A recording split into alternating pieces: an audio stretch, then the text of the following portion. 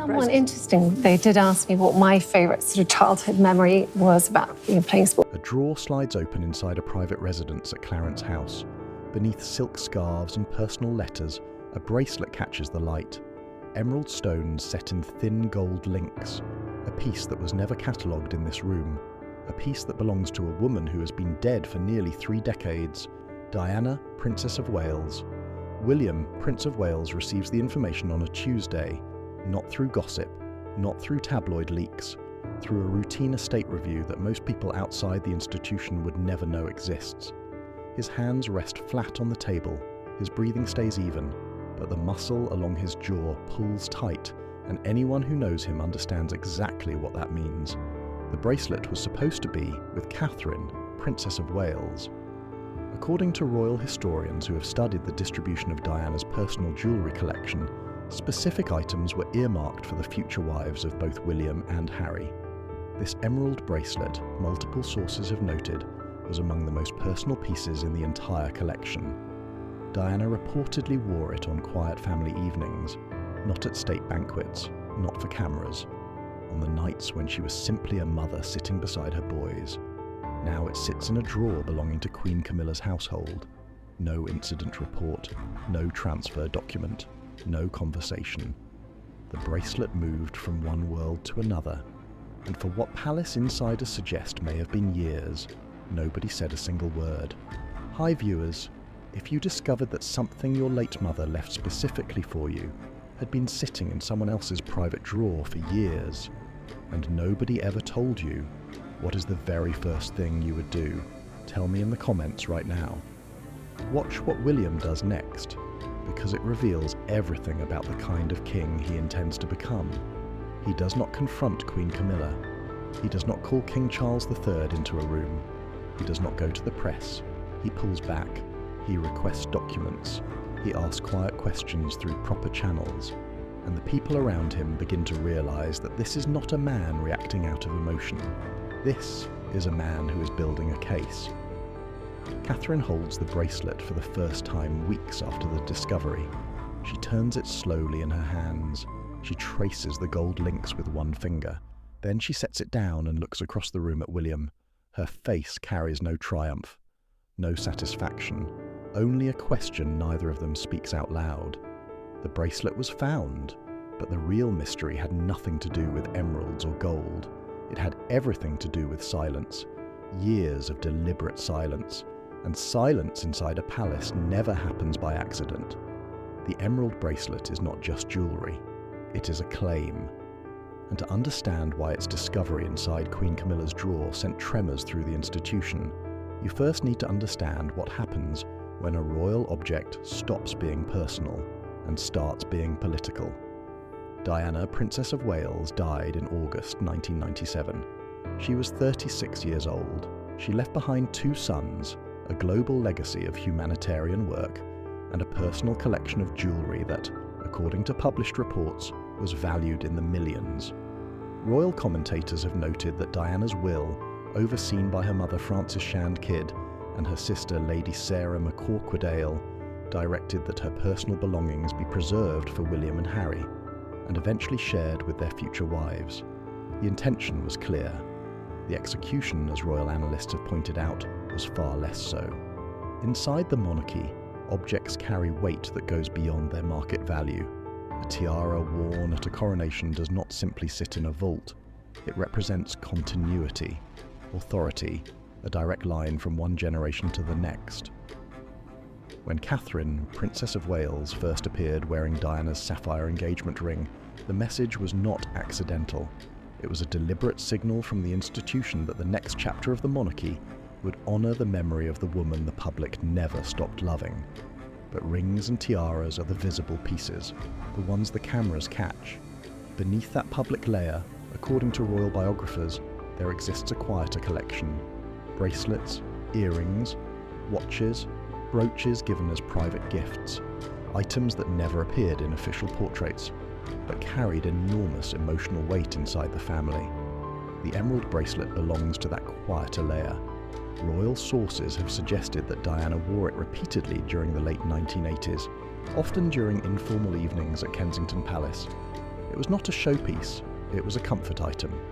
The kind of piece a woman puts on when she is not performing for anyone, when she's simply existing inside her own life. That is what makes its location inside Queen Camilla's private drawer so difficult to dismiss as an accident. This was not a forgotten necklace left in a shared storage room. This was a deeply personal item found in a deeply personal space.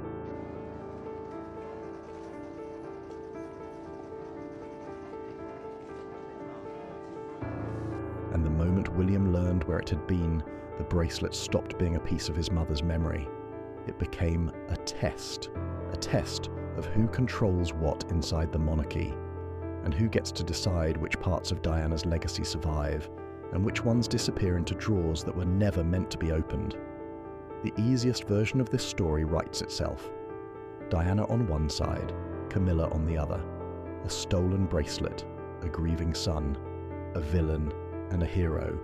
The press knows this version by heart, because they have been telling it for over 30 years. And that is exactly why it is the wrong place to start. Royal media coverage, according to analysts who track public sentiment around the monarchy, has long relied on the Diana versus Camilla framework to generate audience engagement.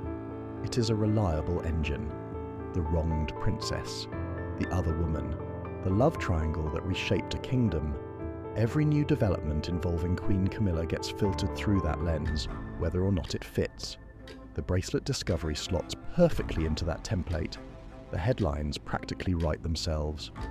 Diana's emerald found in Camilla's drawer. William recovers what was taken.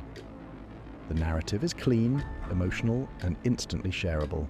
But clean narratives are almost never accurate ones. Royal biographers have pointed out that the relationship between royal households is not a simple rivalry between two women. It is a layered institutional system involving private secretaries, household staff, estate managers, and decades of informal tradition around how personal property moves through the palace. Objects get reassigned, rooms change hands, staff retire and take institutional memory with them. What one generation considers settled, the next generation discovers was never properly documented. This does not mean Queen Camilla placed the bracelet in her drawer personally. It does not mean she knew its full history, and it does not mean the bracelet was taken with intent. But here is the detail that the simple version of this story always ignores. It does not matter whether the bracelet arrived in that drawer through malice or through carelessness. What matters is the system that allowed it to happen without anyone raising a flag. A piece of jewellery connected to the most famous woman in modern royal history disappeared from one collection and appeared in another. And nobody inside the institution questioned it. Nobody filed a report. Nobody informed William, Prince of Wales, or Catherine, Princess of Wales, that an item from Diana's personal estate had been relocated. That silence is not a gap in the story. It is the story. And the moment you stop looking at the bracelet and start looking at the silence, the entire picture shifts. Because the question is no longer who took what from whom. The question is why an institution built on ceremony, protocol, and meticulous record-keeping somehow failed to track a piece of jewellery that the entire world would have recognised on sight. Someone, somewhere, decided that this bracelet did not need to be accounted for, and that decision tells you more about the real power dynamics inside the palace than the bracelet itself ever could. William, Prince of Wales, does not operate the way his father did at the same age. Royal commentators have noted this repeatedly over the past several years, and the bracelet situation brings it into sharp focus. King Charles III spent decades waiting for the throne. He used that time to build a network of charitable organisations, to advocate publicly for causes he believed in, and to develop a philosophy of monarchy rooted in environmental stewardship and interfaith dialogue. His approach, as multiple biographers have documented, was outward-facing. He wanted the public to know what he stood for long before the crown reached his head. William has taken a different path. According to palace insiders, William has been focused less on public messaging and more on internal systems. He wants to know how the institution works from the inside, who reports to whom, how budgets are allocated, where decisions get made, and more importantly, where they get lost. He is not interested in being seen as a reformer. He is interested in actually reforming. The bracelet discovery lands at a moment when this internal focus has already been accelerating.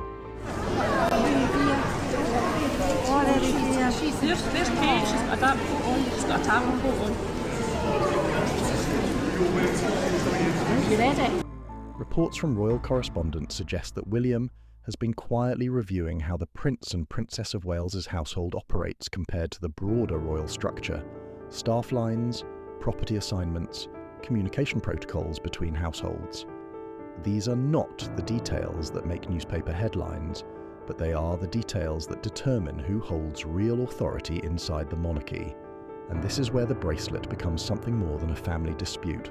When William traces the emerald bracelet to Queen Camilla's private drawer, he is not simply recovering a lost item.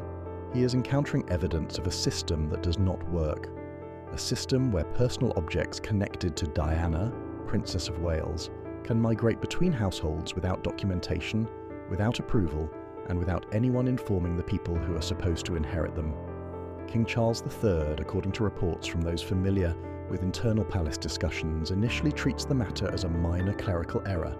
His instinct, as it has been throughout his reign, is to seek calm, to avoid confrontation, to keep family disagreements out of the public eye. He reportedly suggests that William simply collect the bracelet and move forward, but William sees something Charles does not. If a bracelet can disappear, so can a painting, so can a letter, so can a document that determines how property and responsibility transfer from one generation to the next. The bracelet is not the problem. The bracelet is the proof that a much larger problem exists. And William is not the kind of man who solves a small problem when a big one is sitting right behind it. Every person watching this story sees the bracelet, the emerald stones, the gold links, the connection to Diana.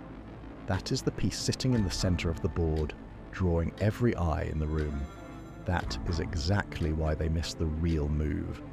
In strategic terms, what William, Prince of Wales, does next follows a pattern that royal analysts and political commentators have compared to institutional negotiation rather than personal confrontation. He does not demand the bracelet back. He does not issue a public statement. He does not force King Charles III to choose between his wife and his son. Instead, he does something far more precise. He requests a review, not a review of the bracelet, a review of all objects, documents, and personal items connected to the Prince and Princess of Wales that are currently held, stored, or administered by other royal households. The bracelet is listed as Item 1, but the scope of the request extends far beyond a single piece of jewellery. Royal commentators have suggested that this move catches Queen Camilla's household off guard, not because the bracelet is a secret. By this point, its location is known, but because the request reframes the entire conversation. It is no longer about a missing bracelet. It is about jurisdiction, about who has the authority to hold what, and under whose oversight those holdings are maintained. Queen Camilla's position in this moment deserves careful analysis rather than simple judgment. She has spent decades building her public standing from one of the most difficult starting points in modern royal history. According to published reports, her approval ratings have risen steadily since her marriage to King Charles III, and her role as Queen Consort, now Queen, was confirmed publicly before the coronation, surrendering administrative control over items held by her household, even voluntarily, risks being interpreted as a concession, and concessions, inside the monarchy, create precedents. Catherine, Princess of Wales, occupies a different position on this board. Her connection to Diana's legacy is not something she created. It was placed on her the moment she accepted the sapphire ring. Every public appearance draws comparison. Every photograph invites the question of continuity. Royal analysts have noted that Catherine has navigated this pressure with a consistency that the institution values enormously. She does not compete with Diana's memory. She carries it, and the emerald bracelet represents a part of that inheritance she was never given the chance to receive. William understands both positions, and that understanding is what separates this from a family argument. He does not need Queen Camilla to lose. He does not need her humiliated. He does not need King Charles III to issue a public correction. What he needs is something much more durable than a single victory.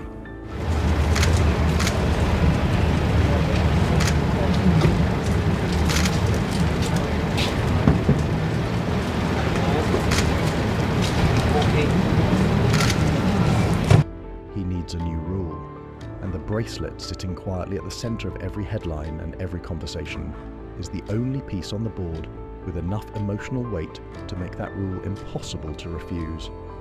The next move William makes will change everything, not because of what he asked for, but because of what he is willing to give up to get it. The proposal lands on King Charles III's desk on a Thursday morning. 2 pages, clean language, no accusations, no emotional appeals, just a structured request from William, Prince of Wales, for a formal review of all personal property, heirlooms, and historical items currently held across royal households that are connected to the Prince and Princess of Wales's estate. The bracelet is mentioned once. Line 4, item 1 of a longer list. This is the moment the entire story changes direction, because everyone watching, every tabloid editor, every royal correspondent, every viewer following this from their living room has been tracking a bracelet. They have been waiting for the confrontation. William versus Camilla, son versus stepmother, Diana's memory versus the woman who replaced her. But William is not playing that game. According to royal commentators who have analysed similar institutional negotiations within the monarchy, the move William makes here follows a pattern used historically when junior members of the firm seek to establish authority without directly challenging the sitting sovereign. You do not attack the person above you, you change the system around them. You create a process that achieves your objective while giving everyone involved a way to participate without losing face. The proposal does exactly this. It does not say Queen Camilla took the bracelet.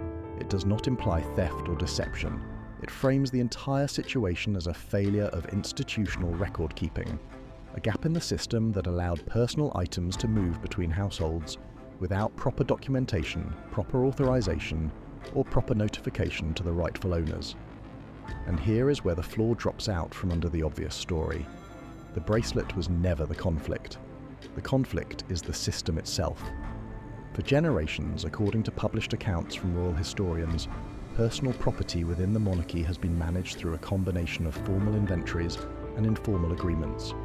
Certain items are catalogued by the Royal Collection Trust, which oversees artwork, furniture, and historically significant objects across royal residences. But personal jewellery, private gifts, and family heirlooms often exist in a grey area. They belong to individuals, not to the crown. And because they belong to individuals, they move through personal channels rather than institutional ones.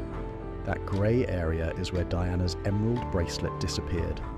Not into a vault, not into a safe, into a space where nobody was required to ask who it belonged to, where it came from, or whether the person holding it had any right to keep it. The system did not fail because someone broke the rules. The system failed because for items like this bracelet, there were no rules to break. William's proposal addresses this directly. It calls for a documented inventory of all personal items connected to the Wales household. It establishes a chain of custody for heirlooms with historical or familial significance. And it creates a notification protocol so that when items are moved, reassigned, or discovered in locations outside their designated household, the relevant parties are informed immediately. Queen Camilla's household receives a copy of the proposal the same day King Charles III does. This is deliberate. William is not going behind her back. He is standing directly in front of her and offering her a choice. She can return the bracelet voluntarily, support the review, and be seen as a partner in modernising the institution. Or she can resist and watch the story become exactly what the tabloids want it to be. The bracelet sits in that drawer at Clarence House. But the game is no longer about the bracelet. It is about what happens to every object, every document, and every unresolved question that has been sitting in drawers across the monarchy for decades. If the palace could lose track of an emerald bracelet that once belonged to the most photographed woman in the world, what else has been quietly misplaced, reassigned, or forgotten inside those walls? Catherine, Princess of Wales, stands near a window at Adelaide Cottage. and hopefully provide maybe a different side to that others haven't seen before. Late afternoon light catches the edge of the emerald bracelet now resting on the table beside her. She does not pick it up. She does not put it on. She simply looks at it, and her fingers press lightly against the glass. This is the part of the story that never makes the headlines. The private cost. The weight that sits on a person's chest when they hold an object that connects them to someone they never met, but are expected to honour every single day of their public life. Diana, Princess of Wales, died when William was 15 years old. Catherine did not know her.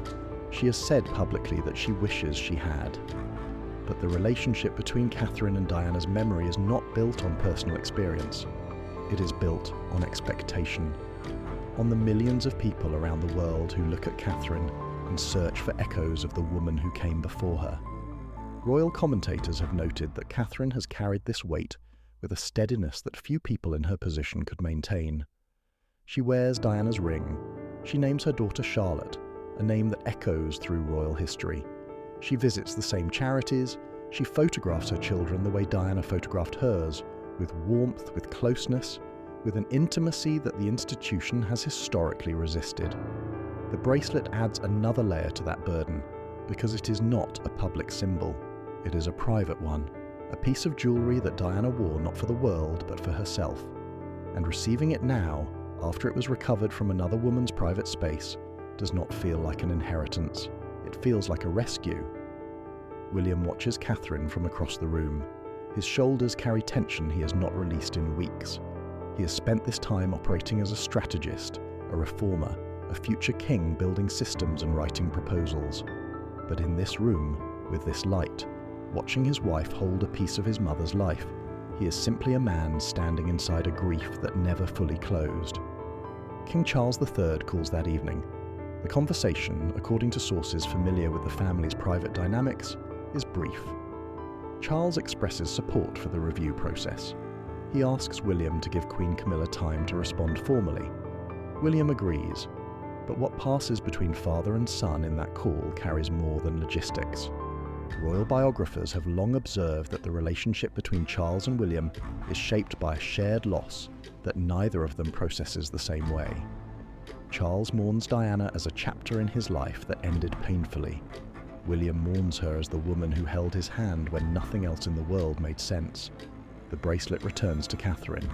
The system begins to change, but the ache that put it all in motion does not have a policy solution. Some things inside a palace cannot be fixed with a proposal. Queen Camilla responds on a Monday. The statement, delivered through her private secretary to William's office, is 3 sentences long. She supports the proposed review. She confirms that the bracelet will be formally transferred to the Wales household, and she requests that the process remain internal. No press conference, no public acknowledgement, no narrative for the tabloids to twist. William, Prince of Wales, accepts every term. This is the decision that separates a reaction from a strategy, and it is the moment that reveals what kind of monarch William intends to become. According to royal analysts who have studied generational transitions within the British monarchy, the most significant power shifts rarely happen through public confrontation. They happen through procedural change, when a new generation quietly rewrites the rules that govern how the institution operates. The people who held power under the old rules often do not realize how much ground they have lost until the new framework is already in place. William could have gone public. The story had every ingredient the British press craves: a missing bracelet linked to Diana, a private drawer belonging to Queen Camilla, a dramatic recovery by the heir to the throne. The headlines alone would have generated months of coverage. Public sympathy would have flooded toward William and Catherine. Queen Camilla's approval ratings, which multiple polling organisations have tracked carefully since the coronation, would have taken a measurable hit. He chose not to. And this is the detail that most people watching this story will overlook, because it does not carry the emotional charge of a confrontation. But it carries something more valuable. It carries restraint. The kind of restraint that tells every person inside the institution exactly what William is willing to sacrifice in order to get what he actually wants. He does not want revenge. He does not want Queen Camilla embarrassed. He does not want King Charles III forced to defend his wife in public while his son stands on the other side. he wants the precedent. From this moment forward, disputed objects require documented ownership. Transfers between households require written authorization. Personal heirlooms with historical significance require a chain of custody that can be reviewed, audited, and verified at any point. These are not dramatic demands. They will never appear on the front page of a newspaper. They will never trend on social media.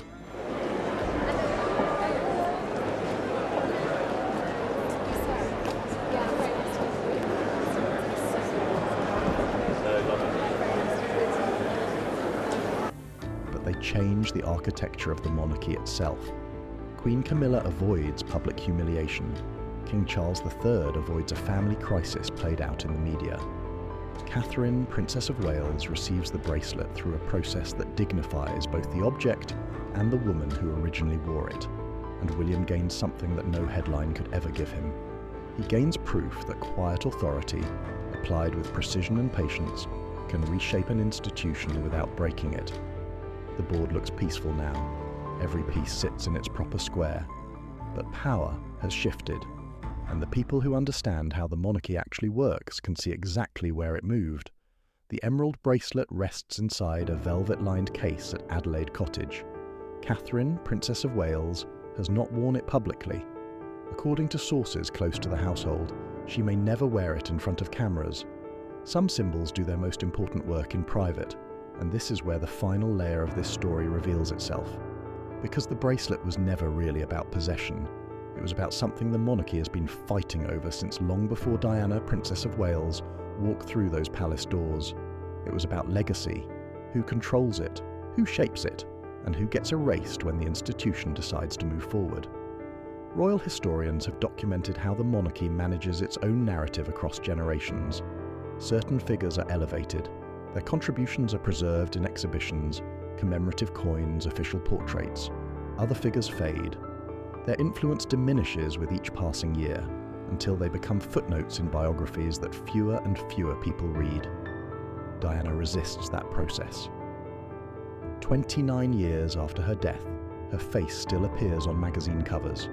Her charitable work still sets the standard against which every royal initiative is measured. Her sons carry her memory into every room they enter, every speech they give, every decision they make about how the institution should evolve. Queen Camilla exists inside that same story, but from a fundamentally different position. Her public rehabilitation, as royal commentators have tracked extensively, represents one of the most carefully managed reputation campaigns in modern British history.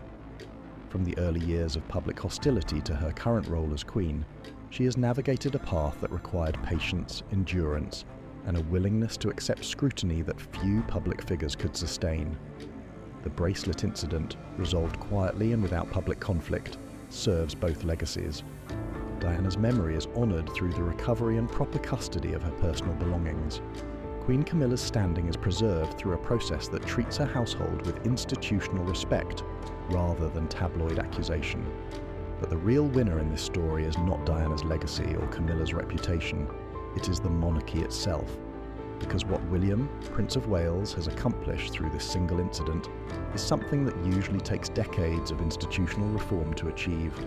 He has established that the next generation will not inherit the same disorganized system that allowed a bracelet to vanish. He has created accountability where there was none, and he has done it without a single public argument, a single leaked email, or a single press briefing. The bracelet came home, the system changed, and the silence that once protected confusion now protects order. The drawer at Clarence House is empty now. The silk scarves remain, the personal letters remain. But the space where the emerald bracelet once sat holds nothing but air and the faint impression of something that no longer belongs there. William, Prince of Wales, does not discuss the matter publicly. Catherine, Princess of Wales, does not reference it in interviews. King Charles III moves forward with the business of the crown. Queen Camilla continues her schedule of public engagements without interruption. From the outside, nothing has changed. From the inside, everything has. The true battle was never about an emerald bracelet. It was never about a drawer, a household, or an old rivalry that the tabloids refused to release. It was about how a family and an institution built entirely on the preservation of history decides what it chooses to remember, and more importantly, what it refuses to let disappear. Diana, Princess of Wales, wore that bracelet on quiet evenings when no cameras were watching and no crowds were cheering. She wore it as a woman, not as a princess. And now it sits where she intended it to be, with the people she loved most in this world. Some victories do not come with noise, they come with silence. The kind of silence that fills a room after the right decision has been made, and everyone present understands that the rules have changed permanently. William did not fight for a bracelet. He fought for a system that ensures nothing his mother left behind will ever go missing again. And that is the kind of power that does not need a crown to prove it exists. If this story moved you, subscribe to this channel right now and turn on notifications so you never miss the stories that go deeper than the headlines. Share your thoughts in the comments below because your voice is part of this conversation. Every perspective matters here, and if someone in your life needs to hear this story, share it with them. This community grows because of you. The next story is already coming, and you do not want to miss what we uncover next.